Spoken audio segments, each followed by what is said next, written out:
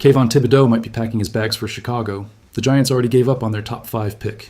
And in a minute, I'll break down why grabbing him right now would actually be a mistake for Ryan Poles, unless Poles waits it out until the October trade deadline. Because while the pass rush situation is shifting, on the other side of the ball, there's a rookie putting up numbers nobody saw coming. Luther Burden is tied with Jamar Chase and Justin Jefferson in an efficiency stat, and Ben Johnson already said he's about to get the ball in his hands as much as humanly possible. The question is whether Burden can handle the weight of being the new Plan A. And we're closing with something that looks small but isn't. Jalen Johnson got snubbed from ESPN's top 10 cornerbacks list, and it's not about talent.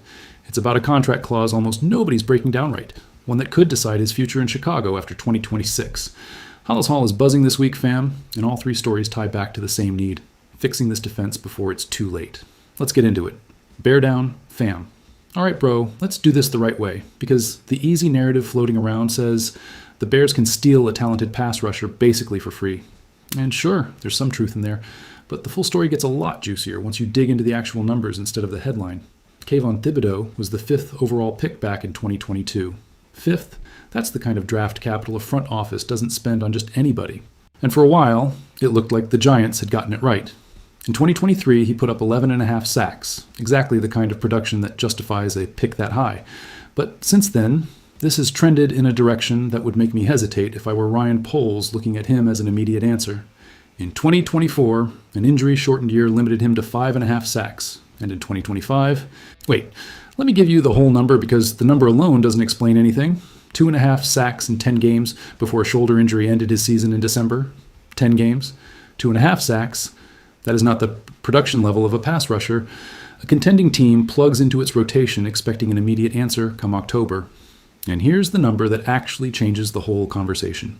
The Giants spent the 3rd overall pick in the most recent draft on Abdul Carter, and Carter, as a rookie, generated 66 pressures and posted an 84.5 PFF pass rush grade, 11th among 115 qualified edge rushers league-wide. Brian Burns, meanwhile, finished 2nd in the entire NFL in sacks last season with 16.5. That leaves Thibodeau, for all his top 5 pick talent, as the 3rd option in his own position room. 3rd? And according to ESPN's Jordan Ronan, the Giants aren't even having extension talks with him.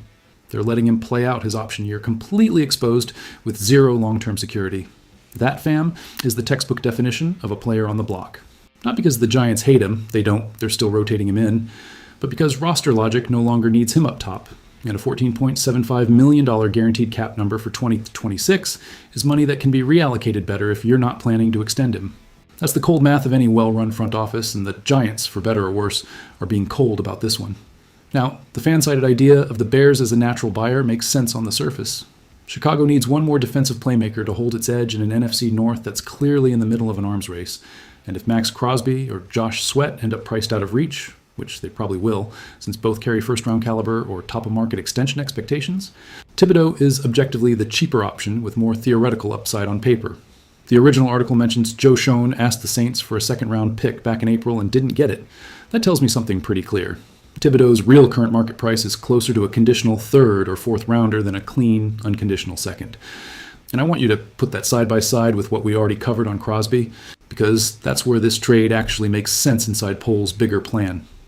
The Crosby package we broke down recently cost a 2027 first-round pick, a 2028 3rd, and Odeyingbo, a player coming off a torn Achilles. That's the price of the max impact option, a real top 5 player at his position league-wide. Thibodeau is exactly the opposite side of that equation, the cheap option, the low-cost bet with similar physical risk attached. If Poles gets the Crosby trade done in October, I doubt he's also chasing Thibodeau, because at that point, there's no real need left.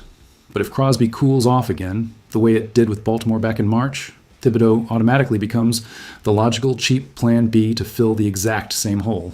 Same need, 2 completely different price tags. But here's my stance, and I want to be straight about it. No sugarcoating. I'm not going all in on Thibodeau yet. Not in July, not in August. Look at the full pattern, not one season's production. 2 straight seasons cut short by injury isn't bad luck once. That's a trend, and trends in defensive linemen almost always come down to accumulated physical wear. Not coincidence. If I'm Poles, and I'm actually considering spending real draft capital to reinforce the pass rush heading into 2026, I need to see first whether Thibodeau shows up healthy to training camp under Harbaugh and his new staff. Because those interviews where he calls Harbaugh a maniac who's pushing him out of his comfort zone sound great on a podcast. but they tell me absolutely nothing about how his shoulder is actually holding up in live contact drills. And here's what I actually think is smart about the timing of all this, because it's the part almost nobody is discussing calmly. This isn't a July move. It's almost certainly an October trade deadline move. If Thibodeau gets to the deadline healthy, playing consistent snaps as the third piece behind Burns and Carter, and producing at even a decent rate of pressures, not necessarily sacks, which is a noisy stat, but consistent week-to-week pressure, that's when his market price stabilizes around real 2026 data instead of the ghost of 2025. And if Chicago still has a genuine need in the pass rush by that point, depending on how its rookies and current rotation perform, that's exactly where an offer built around future picks tied to snaps played or accumulated production, exactly what the original article suggests, starts to make real sense for both sides. My conclusion here, no dressing it up, Thibodeau is a high-risk, high-potential reward bet. If the Bears land him for a conditional third or fourth round pick in October and he's healthy at the time of the trade, that's a steal, full stop. If Poles overpays right now, in the heat of the moment, without first seeing how this guy's body responds under a new training regime, that would be exactly the kind of impulsive bet this front office has disciplined itself away from in recent years, and rightly so. I'd rather Poles wait. And yeah, I know saying let's wait doesn't generate the same hype as screaming get Thibodeau now, but this channel is about analysis, not sports bar reaction content. Now, being honest with you, I could be wrong. There's a full training camp left. We still need to see how that shoulder holds up in real contact. And we still need to see whether Chicago closes the Crosby deal first. July is always the month where every rumor sounds bigger than it ends up being once October's reality shows up. Watch how this connects to what we just covered, because the thread is the same, even though the side of the ball changes. While Thibodeau is playing for a contract he doesn't have locked up yet, on the other side of the roster, there's a player who already started answering with results, not promises. And now, fam, let's get into something that genuinely has me hyped, because this isn't cheap off-season hype where every player looks amazing in shorts. This is a hard, verifiable number, and it comes straight from a next-gen stats researcher, not some influencer's coffee shop opinion. Luther Burden averaged 2.7 yards per route run in his rookie season last year. That number, with a minimum of 200 routes run to qualify, is tied for the highest mark among rookie wide receivers in the entire next-gen stats era. Tied with who, you're asking? A.J. Brown, Justin Jefferson, two of the best receivers this generation of the NFL has produced, and Burden hit that efficiency level as a rookie. On top of that, he finished ahead of both Puka Nacua and Jamar Chase in that exact same metric. Read that again if you need a second to process it, because I did too. I'll be honest about what this stat actually measures and what it doesn't, because that's where real analysis splits from off-season clickbait. Yards per route run is exactly what it sounds like. The receiving yards. A player racks up divided by the total number of routes he ran, whether the ball came his way on the final play or not. It's a total per snap efficiency metric, not just when the ball comes to me, what do I do with it? And for a slot receiver who spent a good chunk of his rookie year under public doubt about whether he could separate on deeper routes, that's a massive validation, maybe the single most important one he could have gotten heading into year two. Remember the real shape of Burden's 2025 season, because the final average hides a story of two completely different halves. He started invisible for several straight weeks. The public narrative began building against him. And then, over the final stretch of the regular season, he exploded to a 1,000-yard pace across that span. That flat start and dominant finish is exactly the pattern that produces a 2.7 yards per route average across a full season. It means when he got hot, he got truly hot, at the level of the best young receivers this league has seen in recent years. And this connects directly to what Ben Johnson has been saying at OTAs, and I want to be precise with the quotes here, because this is where most channels exaggerate or just make things up.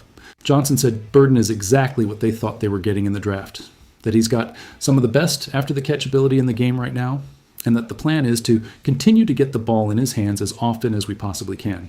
He added in his own words at OTAs that he's buying Luther Burden stock right now, and that he's been extremely coachable all offseason. Listen, when a head coach, known for being methodical, almost dry with public praise, talks like that about a specific player in the middle of June, that's not press conference filler. That's a direct signal about scheme design heading into 2026. And there's a structural reason behind all of this we can't ignore for a second. The Bears traded DJ Moore to Buffalo. That leaves a real, measurable target void in the offense. And that void doesn't just get absorbed by Rome Odunze alone. It gets filled by Burden moving from a peripheral role to a central one. The plain target math in Johnson's offense for 2026 basically forces Burden to be far more involved than he was through the first half of his rookie year.